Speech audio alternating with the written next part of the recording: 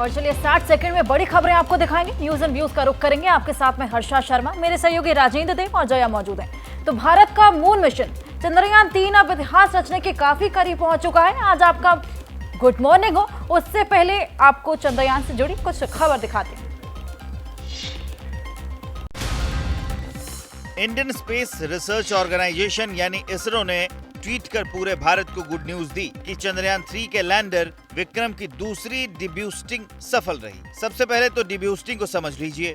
डिब्यूस्टिंग यानी रफ्तार कम करने की प्रक्रिया, जिसके तहत चंद्रयान को अगली ऑर्बिट में भेजा जाता है। इस प्रक्रिया की वजह से ये चंद्रमा की सतह के बहुत करीब आ गया। फिलहाल चंद्रयान 113 गुने 157 किलोमीटर की ऑर्बिट से 25 गुने 135 किलोमीटर की ऑर्बिट में आ गया है। यानी अब चांद की सतह से विक्रम लैंडर की दूरी 25 किलोमीटर ही बची है। Vikram lander retro firing motion में है। यहाँ वो उल्टी दिशा में घूम रहा है, साथ साथ अपनी ऊंचाई और गति कम कर रहा है। चंद्रयान की सफलता के लिए देश भर में हवन पूजन किए जा रहे हैं। दूसरी तरफ रूस का लूना 25 मून मिशन तकनीकी गड़बड़ी की वजह से रास्ते से भटक गया है। रूसी स्पेसक्राफ्ट लूना 25 में ऑर्बिट बदलने के दौरान शनिवार को इमरजेंसी की स्थिति बन गई। रूसी स्पेस एजेंसी लूना 25 से संपर्क साधने की कोशिश कर रही है। चलिए अब आगे बढ़ते हैं और राजनीति की बात करते हैं। मध्य प्रदेश का गढ़ जीतने के लिए बीजेपी ने एड़ी से लेकर चोटी का जोर लगा दिया है।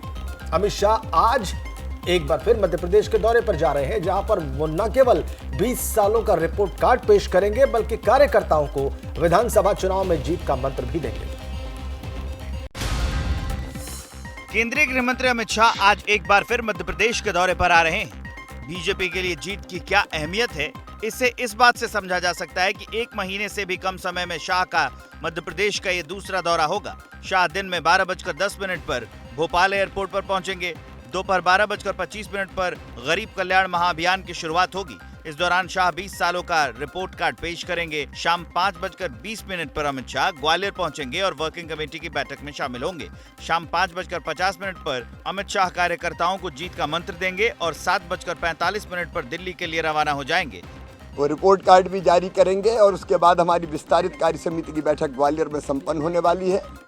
चुनाव से पहले बीजेपी प्रदेश कार्य समिति की ये आखिरी बैठक होने वाली है, क्योंकि राज्य में इसी साल चुनाव होने वाले हैं। बीजेपी की कोशिश है कि कार्यकर्ताओं को जीत का मंत्र देकर ग्वालियर और चंबल अंचल की 34 सीटों पर काफी हद तक बढ़त बनाई जा सके।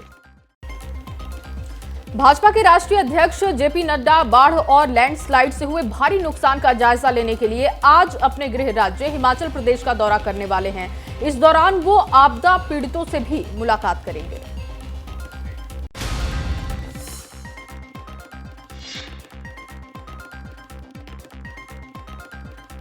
हिमाचल प्रदेश इस समय भीषण आपदा की मार से जूझ रहा है। अगस्त में अचानक आई इस त्रासदी में अब तक 77 लोगों की मौत और 10,000 करोड़ से ज्यादा के नुकसान की आशंका जताई जा रही है। इसी बीच बीजेपी के राष्ट्रीय अध्यक्ष जेपी नड्डा आज हिमाचल पहुंच रहे हैं। नड्डा सुबह 9 बजे पांवटा साहिब पहुंचेंगे और उसके बाद सड़क मार्ग से सिरमौरी ताल और कच्ची ढांग का दौरा करेंगे। यहाँ बादल फटने से 5 लोगों की मौत हो गई थी। नड्डा प्रभावित परिवारों से मुलाकात भी करेंगे। इसके बाद जेपी नड्डा 11:20 पर शिमला पहुंचेंगे और समर हिल की शिव बावड़ी जगह का दौरा करेंगे। यहाँ अब तक रेस्क्यू ऑपरेशन में 16 शवों को बरामद किया जा चुका है। दोपहर 1 बजे जेपी नड्डा बिलासपुर जाएंगे और राहत और बचाव कार्य को लेकर स्थानीय प्रशासन के साथ बैठक भी करेंगे। प्रदेश में बीते दिनों हुई बारिश की वजह से भारी तबाही हुई है। नड्डा के हिमाचल दौरे से सुखू सरकार को आर्थिक मदद की उम्मीद भी जगी है। इससे पहले जगत प्रकाश नड्डा जुलाई महीने में मंडी और कुल्लू मनाली के आपदा प्रभावित इलाकों का दौरा भी कर चुके हैं। और चलिए इसी बीच एक बड़ी खबर आपको बता दें, आज राहुल गांधी लद्दाख दौरे पर रहने वाले हैं। आज राजीव गांधी की 79वीं जयंती है। पेंगोंग लेक राहुल गांधी पहुंचे। जयंती को सद्भावना दिवस के तौर पर मना रही है कांग्रेस। ऐसे में 25 अगस्त तक लद्दाख में राहुल गांधी रहने वाले हैं और उसी को लेकर आज लद्दाख के दौरे पर राहुल गांधी हैं। आपको बताएं 79वीं आज जयंती राजीव गांधी की है। पेंगोंग लेक राहुल गांधी पहुंच गए हैं। जयंती को सद्भावना दिवस के तौर पर कांग्रेस मना रही है। देखिए तस्वीरें भी हम आपको दिखा रहे हैं।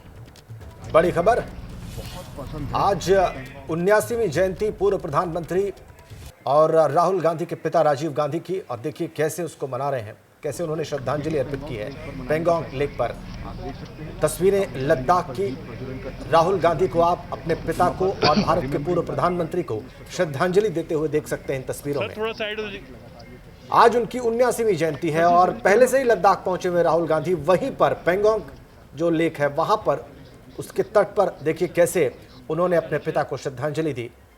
इधर दिल्ली में उनकी मां सोनिया गांधी ने और प्रियंका गांधी वाड्रा ने और यहां तक कि आप देख सकते हैं मल्लिकार्जुन खड़गे जो कि वर्तमान कांग्रेस अध्यक्ष हैं, सबने राजीव गांधी पूर्व प्रधानमंत्री को श्रद्धांजलि अर्पित की।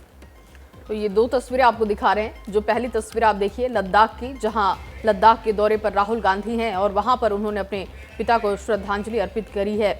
दूसरी तरफ आप देखिए सोनिया गांधी और तमाम जो बड़े नेता हैं पार्टी के, वो वहां पर उनके साथ पहुंचे हुए हैं और वहां पर श्रद्धांजलि अर्पित की जा रही है। 79वीं जयंती है आज।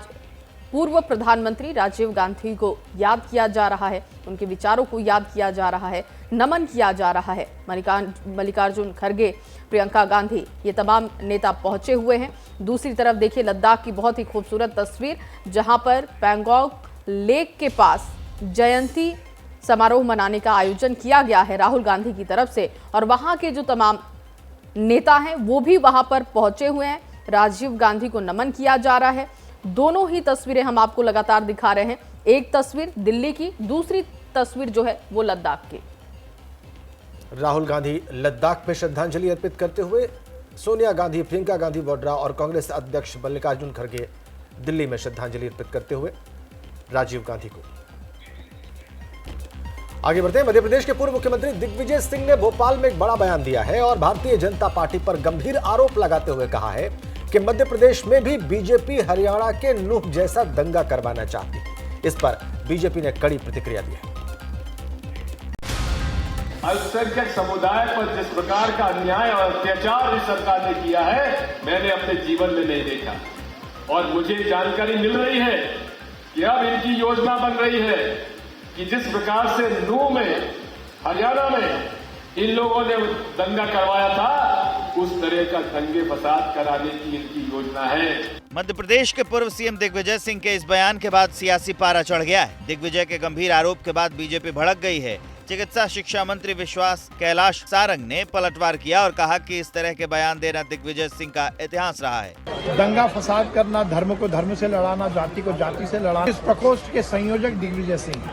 इतना ही नहीं, बीजेपी दिग्विजय को निराश और हताश बता रही है, डर्टी पॉलिटिक्स करने का आरोप लगा रही है। देखिए, कांग्रेस को जब भी संभावित हार दिखती है, कभी वो मतदाता सूची में गड़बड़ी का मामला झूठा ले आती है, कभी वो ईवीएम में गड़बड़ी कर ईवीएम पे आरोप लगाने लग जाती है और कभी जब लगता है कि दोनों से बस नहीं चलता है तो वो सांप्रदायिक दंगे का सहारा लेने लग जाती है। मध्य प्रदेश विधानसभा चुनाव जैसे जैसे नजदीक आ रहे हैं, वैसे वैसे पक्ष विपक्ष के बीच जुबानी जंग भी तेज होती जा रही है। उत्तर प्रदेश दौरे पर आए सुपरस्टार अभिनेता रजनीकांत आज अयोध्या जाएंगे और रामलला के दर्शन पूजन करेंगे।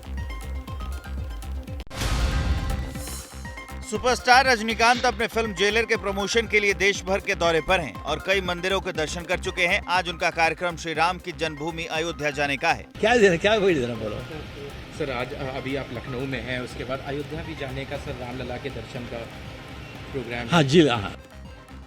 अयोध्या, जहां हिंदू आस्था के सबसे बड़े प्रतीकों में से एक श्री राम मंदिर का निर्माण हो रहा है, वहां रजनीकांत रामलला का दर्शन करेंगे, उनका आशीर्वाद लेंगे और इसके बाद मंदिर निर्माण की गतिविधियों को भी देखेंगे। दूसरी तरफ विपक्षी नेताओं ने रजनीकांत पर श्री राम मंदिर की यात्रा पर सवाल उठाए और मंदिर यात्रा को पॉलिटिकल इवेंट के तरह इस्तेमाल करने के आरोप लगाए। रजनीकांत जी को ये बताना होगा कि वो इससे पहले राम मंदिर के दर्शन करने कितनी बार गए थे और इसके बाद कितनी बार जाएंगे। इससे पहले रजनीकांत ने शनिवार को मुख्यमंत्री योगी आदित्यनाथ से मुलाकात की। शिष्टाचार भेंट से पहले उन्होंने योगी आदित्यनाथ के पैर भी छुए। रजनीकांत शुक्रवार शाम को लखनऊ पहुंचे थे। उनका आज यूपी में रुकने का प्लान है। हालांकि अयोध्या के साथ उनके मथुरा और काशी जाने की भी चर्चा है। चलिए खबरों में आगे बढ़ते हैं। शनिवार की शाम भारतीय सेना के लिए मनहूस खबर लेकर आई। लेह के पास जवानों को लेकर जा रहा एक ट्रक हादसे का शिकार हो गया और इसमें 9 जवानों की शहादत हो गई। पीएम मोदी, रक्षा मंत्री समेत कई राजनेताओं ने इस दुर्घटना पर गहरा दुख जाहिर किया है। शनिवार की शाम भारतीय सेना ने अपने 9 जाबाज जवानों को एक सड़क हादसे में खो दिया। दक्षिणी लद्दाख के न्योमा के केरी में यह हादसा हुआ। एक्सीडेंट लगभग शाम 5:45 से 6 बजे के करीब हुआ। जवानों को लेकर जा रहा ट्रक 7 किलोमीटर पहले ही एक घाटी में फिसल गया। एक्सीडेंट में 9 जवान समेत एक जूनियर कमीशन्ड ऑफिसर की मौके पर ही शहादत हो गई। एक घायल सैनिक का अस्पताल में इलाज चल रहा है। हादसे पर पीएम मोदी ने दुख जताया है। पीएम ने कहा, लेह के पास दुर्घटना से अब दुख हुआ है। हमने भारतीय सेना के कर्मियों को खो दिया है। राष्ट्र के प्रति उनकी समृद्ध सेवा सदैव याद रखी जाएगी। रक्षा मंत्री राजनाथ सिंह ने लेह हादसे पर दुख प्रकट किया है। केंद्रीय गृह मंत्री अमित शाह ने ट्विटर पर लिखा, लद्दाख में दुखद सड़क दुर्घटना से बहुत दुखी हूँ, जिसमें हमने अपने बहादुर सैनिकों को खो दिया है। राहुल गांधी ने भी शहीदों को श्रद्धांजलि देते हुए कहा, लद्दाख में सेना की गाड़ी के दुर्घटनाग्रस्त होने के कारण हमारे कई जवानों की शहादत का समाचार अत्यंत दुखद है। सभी शहीदों को विनम्र श्रद्धांजलि अर्पित करता हूँ। फिलहाल हादसे वाली जगह पर रेस्क्यू का काम जारी है।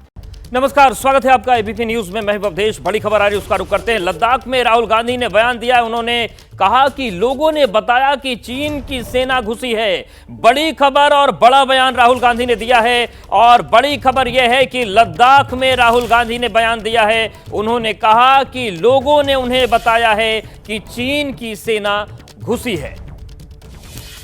तो लद्दाख में राहुल गांधी ने बयान दिया है और बड़ा बयान दिया है। उन्होंने कहा कि स्थानीय लोग ऐसा बता रहे हैं कि चीन की जो सेना है वो घुसी है। राहुल गांधी लद्दाख के दौरे पर हैं और इस दौरान बहुत बड़ी बात उन्होंने कही है। उन्होंने कहा कि लोगों ने उन्हें बताया कि चीन की सेना घुसी है वहां पर। तो ये बात राहुल गांधी ने कही है और राहुल गांधी ने बड़ा दावा किया है। बड़ी खबर है, लद्दाख से बड़ी खबर है, जहां पर राहुल गांधी ये कह रहे हैं कि लोगों ने उन्हें जानकारी दी है, लोगों ने उन्हें बताया है कि चीन की सेना ने वहां पर दस्तक दी है, चीन की सेना दाखिल हुई है। और राहुल गांधी ने यह दावा किया है, यह बताया है कि लोगों ने उनसे ऐसा कहा है।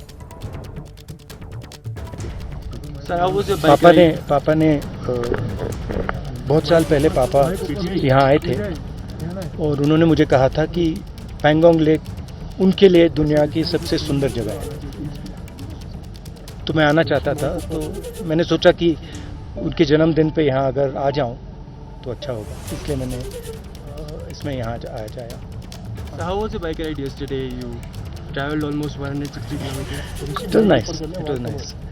Because I find जो अगर बाइक से जाते हैं तो लोगों से ज़्यादा आसानी से बातचीत हो जाती है, मतलब एक्सेस आसान होती है। गाड़ी में थोड़ा बंद रहते हैं तो कम बातचीत हो पाती है। अगर यहाँ पे कम ट्रैफिक है तो सिक्योरिटी वाले इतना माइंड नहीं करते हैं। दिल्ली में, उत्तर प्रदेश में शायद मुझे ना करने दें।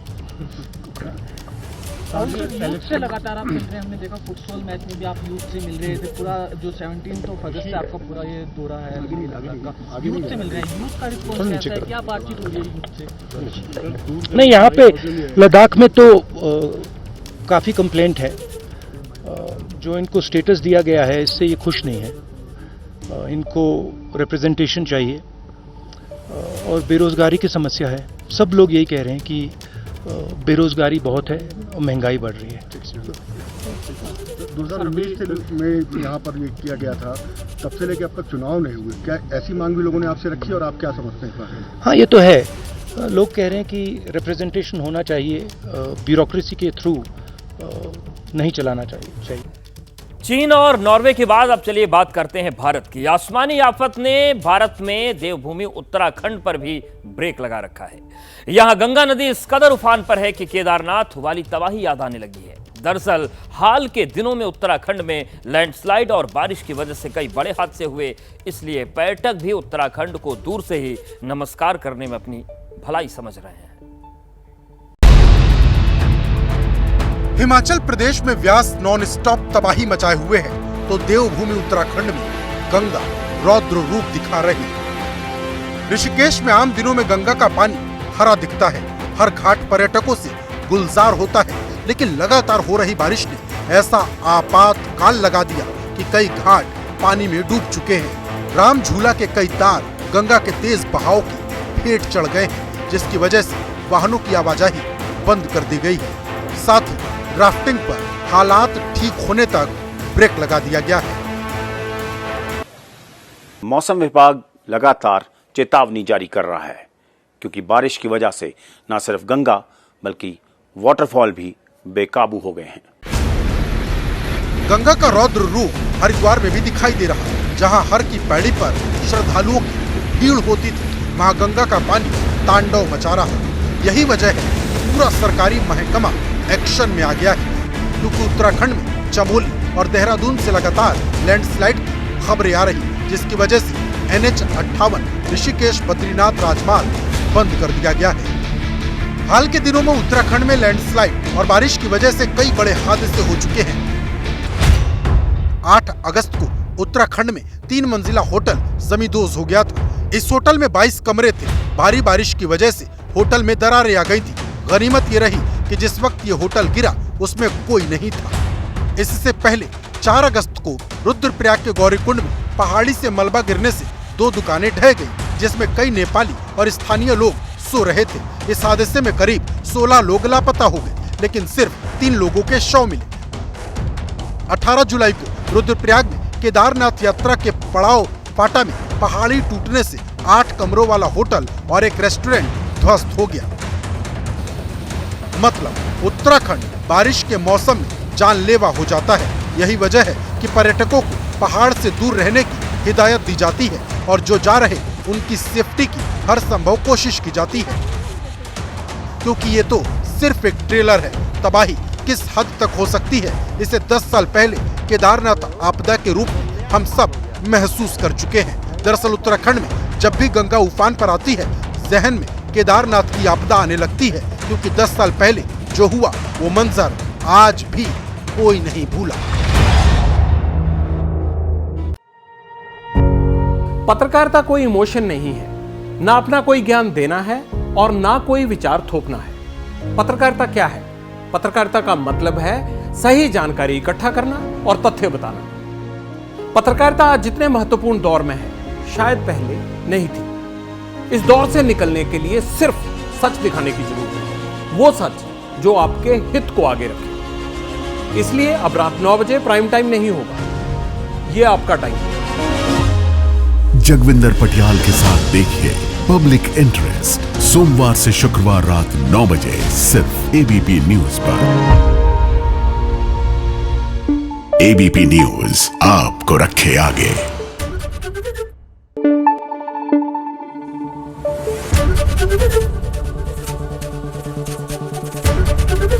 ABP न्यूज आपको रखे आगे।